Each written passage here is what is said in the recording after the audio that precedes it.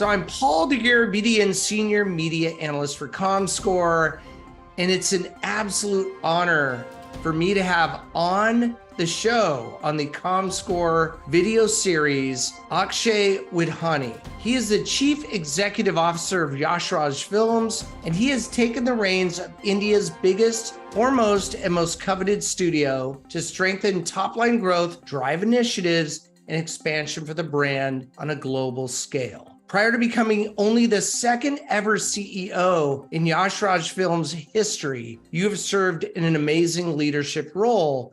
Akshay, I have to say, your films and what you've done in terms of Indian cinema is second to none. And I want to really get into this in the sense of talking about the footprint of Indian cinema and how it's ever expanding. And so is the global appeal. And I've noticed this in my tracking of the box office. For a movie like Pathaan to be number 3 at the box office in late January in the domestic marketplace, everyone was talking about this. I want to talk about this in more detail. So you launched Pathaan in a record 100 territories, day and date. What do you attribute this landmark achievement to? So firstly, thank you, Paul. It's wonderful to be here, and it's great to be talking to you. It's a great time for Indian cinema. As we've seen that our stories are traveling, crossing borders, they're reaching new geographies. There is a lot of excitement about our content. I'm sure we're going to talk more and more as we go along about all the big achievements that Indian cinema has made in the recent past. Right. But when I look at Pathaan, it's credit to my global distribution team that's worked tirelessly on opening all these new markets for us post-pandemic with Pathaan. So for us to be able to be in 100+ countries on day and date, achieve the number of screens that we were able to, it's of course, there are many, many reasons there. First, I would give credit to my team that did a fantastic job on it. But more importantly, it's Shah Rukh Khan's comeback after a 4-year hiatus. That's been one of the biggest draws for audiences worldwide. You know, when we were making this film, and our chairman, Yash Chopra, just talked about Shah Rukh Khan's stardom consecutively. He said, look, he is the biggest star in the world from Indian cinema, and we're just one film away from that. Now, at that time, we didn't know that film would be Pathaan. We were talking in the larger, broader sense.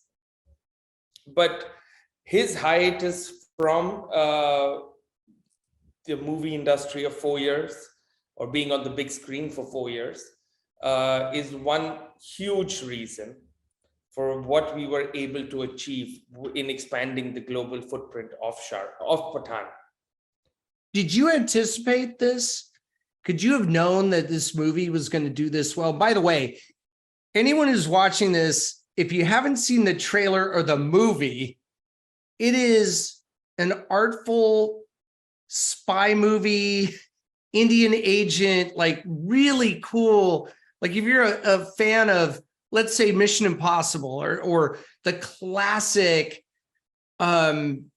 spy movies with all the action and the intrigue, this movie takes it to another level. Could you have ever known this was going to happen with this movie, Akshay? Or did you know? Did you feel it like something special? And you've watched the film, so you know all about it. And now we can talk about it at length because everything is out there.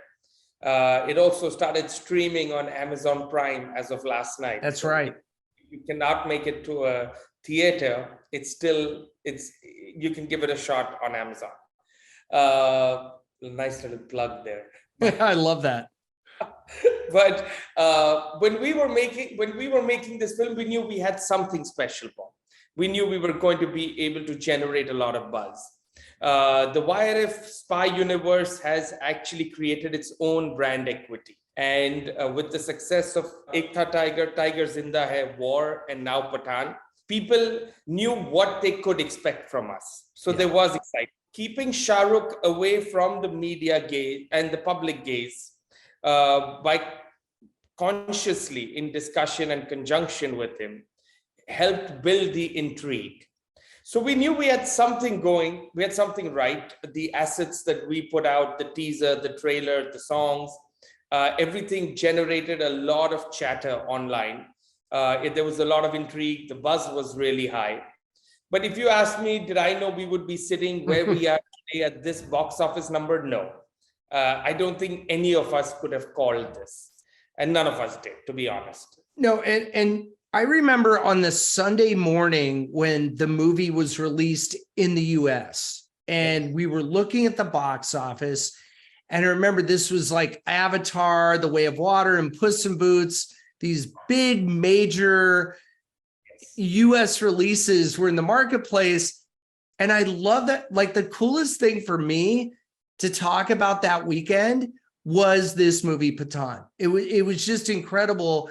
And I think over the course of the pandemic, there's been an opportunity for great movies to find an audience. And I think international cinema, and in specific, Indian cinema, has really come to the forefront. And again, I want to break down these numbers for this opening weekend in North America, or in, you know, the domestic market, US and Canada. So Avatar, The Way of Water was number one with 15.9 million, almost 16 million. Puss in Boots, The Last Wish, 10.5 million, and Pathaan, 6.9 million. And then A Man Called Otto and Megan and Missing and Plane, and there were some great movies out there. But I think the really cool thing was that this movie got a lot of attention because it was competing in the US marketplace and right in there in that top three. Akshay, Yes. I mean, that's incredible, right? I mean, that just shows. I don't know if you would have seen this a few years ago, although Indian cinema has been very popular in the US market. But I think now it's all audiences are discovering these films, and that's really exciting, I think. It's been, so that weekend was one of the most thrilling weekends we've had in a couple of years, where we sat back and just watched these numbers come in, and sometimes it was just hard to believe that this was really happening, and it was true. But we loved every moment of it. The pandemic has played a big part in some of this, Paul. Mm-hmm. We've all, during those 2 years of the pandemic, we all, tasted and experienced international content. So for us, it was whether it was Korean content or Right. Content from Latin America, or for the Americans, it was again from India or Korea.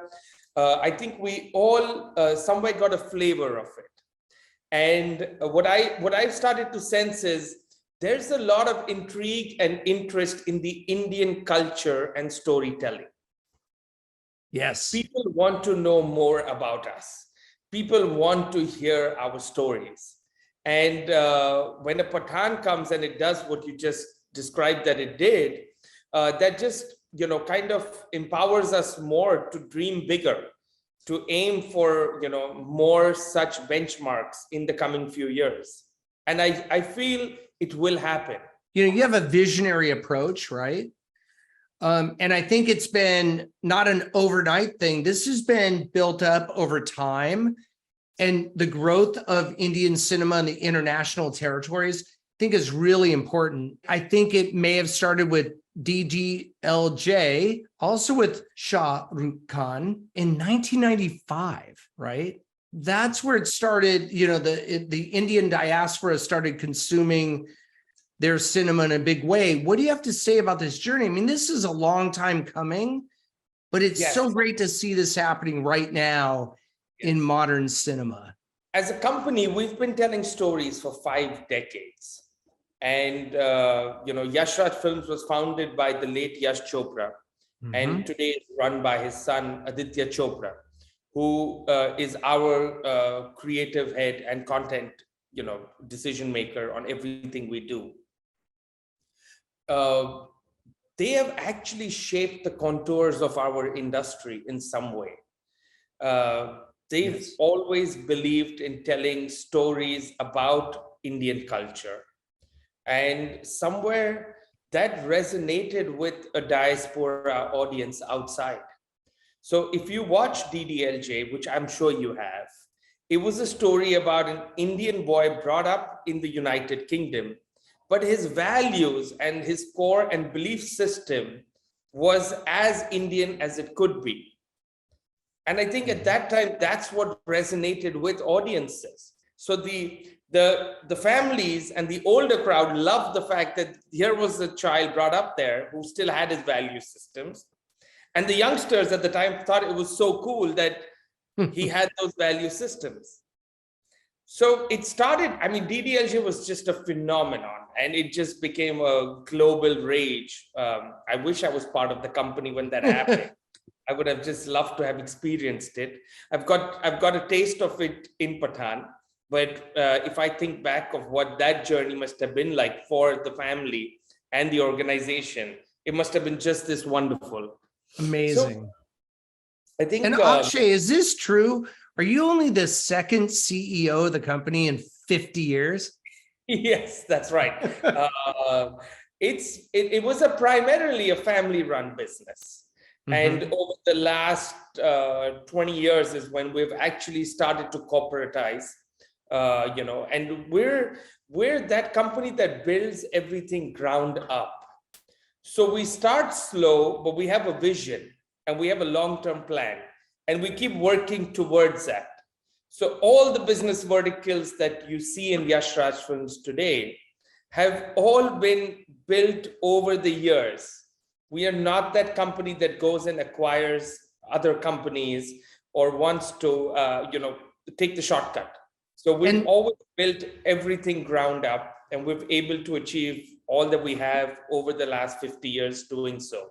So cool. And I love that the legendary Mr. Yash Chopra was considered the king of romance. I want to talk about that a little bit, and pioneered romantic films in Bollywood and Indian cinema. In the last few years, though, you've been going to the action genre. And I love that, right? Because to me, action films are romantic as well. But can you talk a little bit about that transition, this transformation for the company? Yeah, I think, every studio worldwide goes through this phase. When you've been telling stories as long as we have, you cannot stick to just one genre. Our audience's tastes are evolving, markets are changing. There are so many bigger factors at play that you have to take all of that into consideration when you're designing a film slate. So it's not only about what star is available and what budget you want to put to it. There is it's a marriage of arts and science. And that's how you design a film slate. Of course, when Mr. Chopra told most of his stories, he told the best romantic. He taught India how to love, if I may say so. He actually knew what the audience pulse was when he was making films. Right. I think his son Aditya, who also started as a romantic filmmaker and made India's most beloved film, DDLJ, is today able to have a few franchises under his belt. Whether it's the Spy Universe now, which is with, Ek Tha Tiger, like I said, the Tiger franchise, War, Pathaan now. Yep. If it's the Dhoom franchise, which was youthful, aspirational. We have the Mardani franchise, which Rani Mukherjee has spearheaded and frontlined for us. It doesn't stop here, Paul. Yeah. The way I look at the slate is, of course, we will continue to grow our franchise films because our audience is giving us love for it. So you're doing something right. But besides that, I feel we will continue to look for those real gems, high content scripts, high content films that will still have theatrical experiences for audiences. I noticed on Pathaan, when the opening credits come on, there's that Yash Raj spy universe. By the way, everyone's doing universes right now. Yes. So not surprising that you're doing that too, but you're doing it in an interesting way. You know, the Tiger franchise, superstar Salman Khan, obviously a big part of that. And now war. Where does this all go? I mean, I feel like you're rivaling perhaps a Marvel universe, right? And I don't think that's hubris. I think it really is something that I think we're going to see so much more of this. It's sort of your answer, the India's answer to the MCU. So let's talk about that a little bit. I just love that you're on that world stage not competing, but you're on par with something like Marvel. Talk about that a little bit. How does that come to be? And how did this spy universe come about? Was that a conscious strategy, or was it in the making, or was it, just happenstance? How did that come about? Firstly, to be mentioned in the same sentence as Marvel Cinematic Universe is a big feat by itself. Absolutely. They are fantastic storytellers, and we always look at the work they do, and it's very inspirational. When Adi actually, and Aditya that is, wanted to, he wanted to build this universe when he started Ekta Tiger. But at that point, as a studio, we felt, first, let's get the content right. Let's tell the story we want to tell. Mm-hmm. We got the first one right. Then we did Tigers in the Head. That was bigger than Ekta Tiger at the box office. So we knew we were on the right track. Then we did War. By the time I think War released, we knew that we had something really special here. And there was a lot of intrigue and interest in this universe, which was not called a universe at the time. Yeah. But it was designed that way. When Pathaan released, we were quite certain that, we can now do this, and we can brand it as the spy universe. So while it was by design, but we chose to wait till the right time to announce it as a universe. Is it different marketing a franchise film than a standalone film? Yes, I mean, it's marketing a franchise. Actually, it's always easier because there's already brand and equity of the past films that help the coming film. So that makes it easier. But I think a few things that we've chosen to do with Pathaan, which also worked, and I should talk a little bit about it, was, like I mentioned, the Shah Rukh hiatus, or us consciously not marketing the film, not doing what we always do. If you recollect, we didn't announce the title till we had the date of the film officially from the studio. But everyone knew the film was being made. So the chatter and the conversation around Shah Rukh Khan's next film was there. But the studio did not announce the film. And when I look at a marriage of everything that happened, Salman Khan and Shah Rukh Khan coming on screen together was not marketed consciously. We wanted the audience to watch it and then talk about it. Wait. I got to stop you there. So you have these two incredible stars coming together, and it sounds like this is an example of organic creation of buzz. Yes. You didn't force the issue. You didn't even create it. You made the movie, let the movie speak for itself. The fans discovered it. They were probably blown away, right? Like absolutely blown away. That's what it was. So when Salman Khan enters in the film, you have to hear the audience's roar. Gasp, right? They're like, and wow. Then when you're on Twitter or on Facebook or on any social media platform, and you see clips of those audience reactions, that itself is a draw for you. With that, I don't mean to interrupt you, sure, Akshay, but can that only happen at first in a movie theater, right? Is that a movie theater, the communal environment of the movie theater? I mean, because that's what we're really talking about. I love the movie theater. I know you do. I know you're committed to that theatrical exhibition. What's the difference between discovering something like that at home versus in a movie theater, in your estimation? Not to put you on the spot, but it's kind of a big deal. No, it is. I mean, look, I think we all love consuming content, but there's certain kind of content we watch in the comfort of our home, and there's certain kind of content that we want community experiences in. Yeah. When you go back home after watching a Pathaan in a theater, and you have been through the experience of Shah Rukh and Salman on screen together, or Shah Rukh Khan's entry in the film, thank you. These are experiences that stay with you. Yeah. So when you're talking about it a few years later, you pull back to that moment that you were where you were when you watched this first happen. Akshay, it reminds me, I was listening to someone at a convention or something, and they said, do you remember when you saw your first James Bond movie? Yes. And it was always in a movie theater. Correct. Where you remember that, right? Like there's something about being within the architecture, the space of a movie theater and having that experience that I think bonds with your psyche or your soul more than any other. And I think it really, I mean, the pandemic definitely changed the consumption patterns of, Indian audiences and all audiences really around the world. But I think the good thing is, the great thing about streaming and small screen is that it allows people to consume cinema from all over the world where they might not otherwise have that availability. Absolutely. So the over-the-top content is contributing to that. Can you see in the future orchestrating collaborations between Bollywood stars, South Indian stars to enhance the appeal of your productions?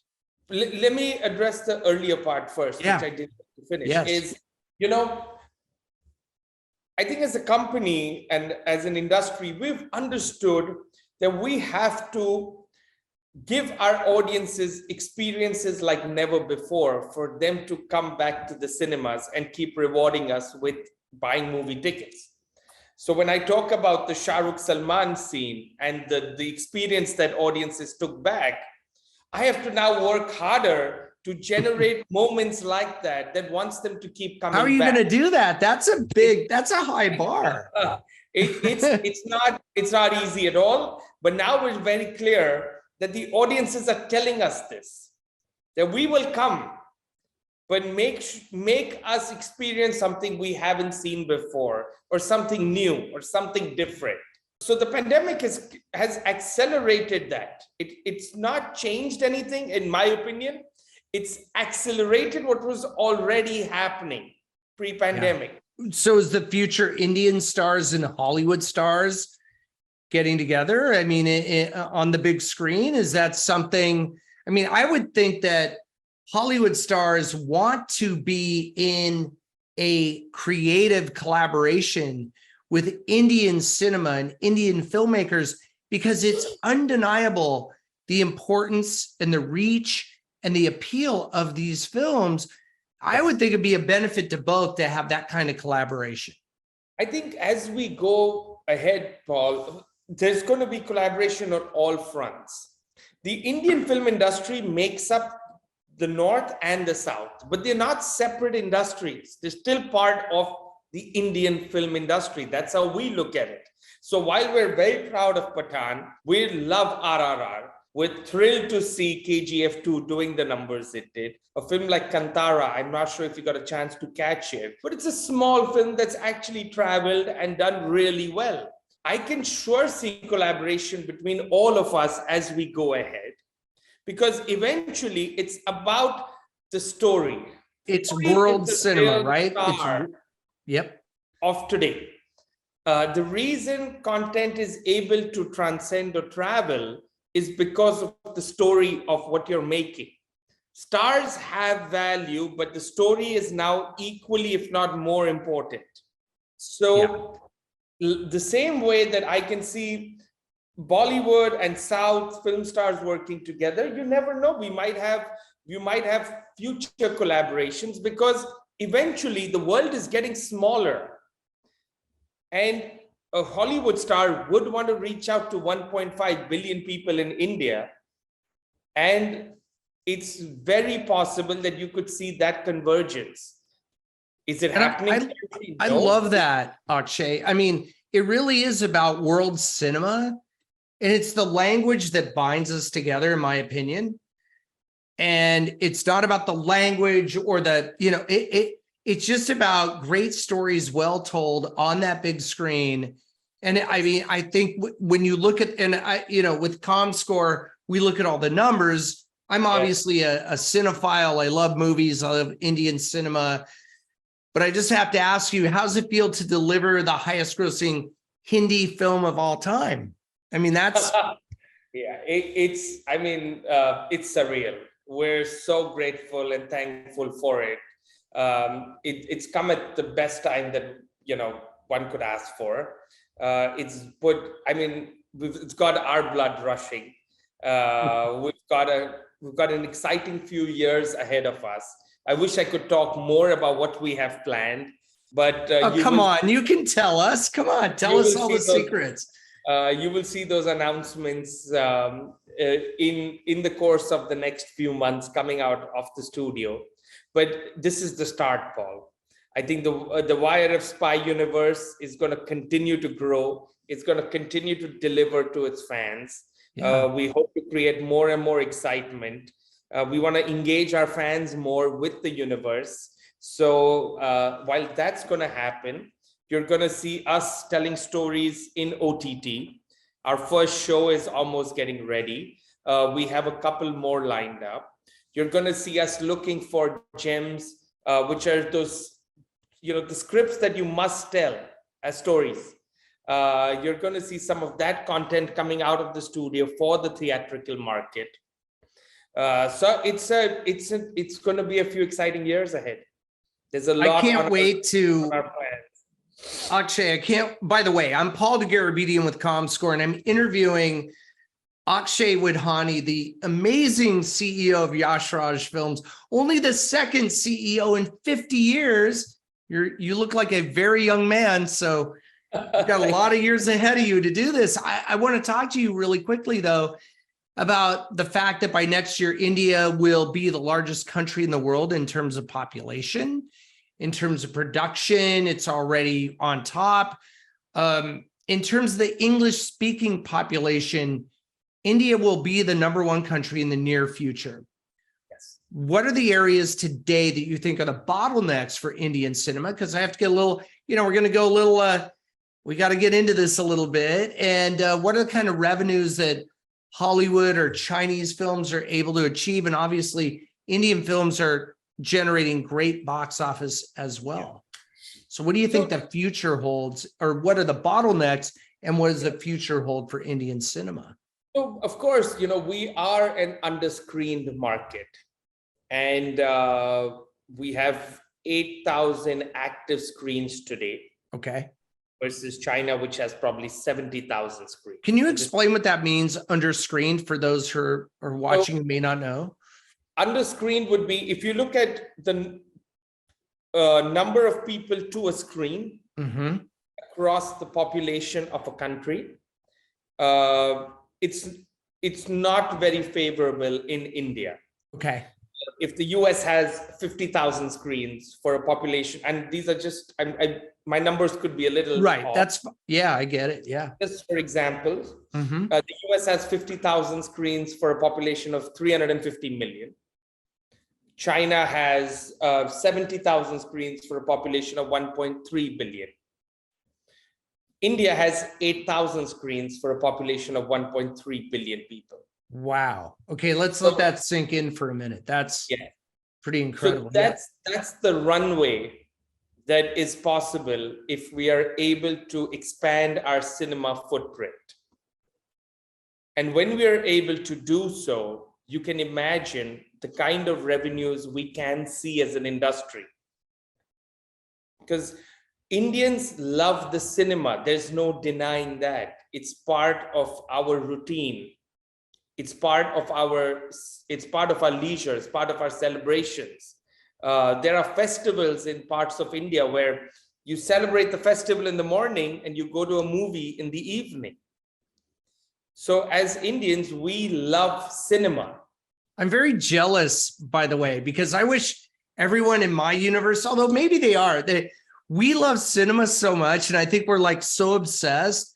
But you have me beat, and all my friends, and I always talk about this because I know my dear colleague Raj Kumar at COMSCORE, we always talk about this, but he has done a great job of informing me and teaching me about the distinction between Indian cinema, Bollywood cinema, and I think this greater understanding of world cinema is so important. It like makes the borders smaller. It brings the world together. And I know that like India won an Oscar for the first time recently, and we have to talk about that a little bit. How do you think that impacts like the presence of Indian cinema at the Academy Awards, which this year I think was more widely watched than in recent years? Because let's face it, you had Avatar: The Way of Water, Top Gun, Elvis. You had some big films. You had 1.7 billion in domestic box office for the nominees, but it also meant that more people were watching the Oscar telecast and then watching all this incredible natural performance. Yeah, it was incredible. Talk about that. How does the Oscar halo effect, if you will, impact Indian cinema? Do you think that had a really, and I think I already know the answer, but that had a great effect, I think, on making an impression on viewers around the world about Indian cinema? It's just a start, Paul. Like you said, right, we will have the biggest English-speaking audience in a few years. We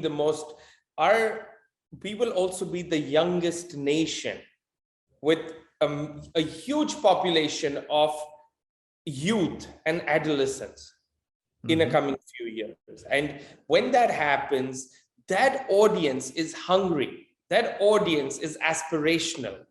They will define what the youth really wants. And it could be defining for the entire world because the population size is so large. That's really interesting. And if you think about it, I'm sure for you and for me, when did we fall in love with cinema, right? I was like 6, 7 years old. Absolutely correct. So now they're still coming into our world. They're yet to experience our world. They're going to tell us. The signs will be there earlier of what they want to watch. And the 2 Oscars is just the beginning. I think you're going to see India break many more records. You're going to see us. It's given us a lot of vigor, a lot more confidence. It's put our content at scale of, with the best in the world, where audiences want to come and experience our content. So an Oscar, I congratulate both The Elephant Whisperer and RRR on this huge, victory for Indian cinema. Yeah. Because thanks to them, people are now going to go sample more of our content. A rising tide raises all ships. Absolutely. That's what we believe. It's not about one person's victory. It's the fraternity at large that's winning. So when Elephant Whisperer wins, they win for all of us. This is a big deal. Yes. I am so excited about this. And again, I'm talking to Akshaye Widhani, the amazing CEO of Yash Raj Films. We're going to wrap up here in a couple of minutes. Just want to ask you, and I have to ask you, so as you're aware, COMSCORE, formerly Rentrack, is the global box office measurement leader. We're the company that does that. How do you think COMSCORE will add value to the Indian film industry? I know we work with you very closely, but I think it's about the left brain, right brain. It's about the box office, and certainly, obviously, the creative part of filmmaking. But the box office is a big part of that. And when we report on that, it raises awareness for these great films that you're releasing. How does that add value in terms of your company? 2 parts. One is, of course, we're huge propagators of COMSCORE, and we've always been at the forefront telling everyone in the industry the value add that we see from a company like COMSCORE, because we're using the services internationally. And, to be able to get real-time data helps us take a lot more informed decisions, even during the course of a film. So when a film is running in theaters and you're getting this data, it always helps you with decision making. Yeah, that really is important, right? Because you have to be aware of, the opening weekend gross, the multiple, the second weekend drop, all these things that apply to everywhere in the world apply to Indian cinema. And you have to have that information, not only for the ability to keep track of the box office, but also plan your marketing strategies in weekend 2, weekend 3, weekend 4, and down the line. But it's not only about the economics. What it helps us with is once we have this data real time, if we see certain markets are doing really well, we go in there and push it further to get more word out. So COMSCORE is very helpful when it comes to planning strategies around what we want to do with the film. Yeah. After we've launched. In India, we have 28 states, many industries, all part of the Indian film industry. And with a service like COMSCORE, it will be a huge value add for studios and producers because it will bring in a lot more clarity, transparency, real-time information for producers, studios to take informed decisions domestically as well. Well, I couldn't have said it better myself. So that's amazing. I have my last question and I'll let you go here, but I have to tell you, I love it when an executive such as yourself is clearly a movie fan. And I love that. And offline, I want to talk to you about your favorite movies and all that stuff. We'll do that for maybe you'll be a guest on my podcast. But what does the future hold for Indian cinema on a global stage? I think we've kind of touched on it a bit, but in your estimation, what does the future hold for Indian cinema globally? How do you look at that? That's I know it's a big question. Big one. If we're working on telling some of the best stories that we can, and these stories are now starting to travel. We've seen Pathaan reach 100 countries. We've probably had new audiences experience Pathaan that were not watching Indian films before. With the strength and with the reach of OTT, we're also touching new audiences that have not watched our content before. So there's a much larger ecosystem at play, which is going to only help grow the footprint of Indian cinema. The economics may be different from Hollywood today or from China, and they're not comparable, but we will continue to grow. We're here, we've been telling stories for many, many years. We will continue to tell stories, but I also believe that the world is now interested in our stories. They want to come experience diversity, culture.